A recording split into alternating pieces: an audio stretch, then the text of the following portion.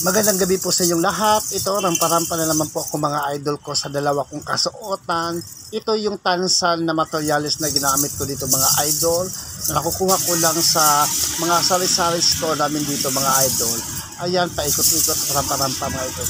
At ito naman po yung idol. Ito naman ginagamit yung materials ito idol. Ito yung flat strap idol, plastic strap.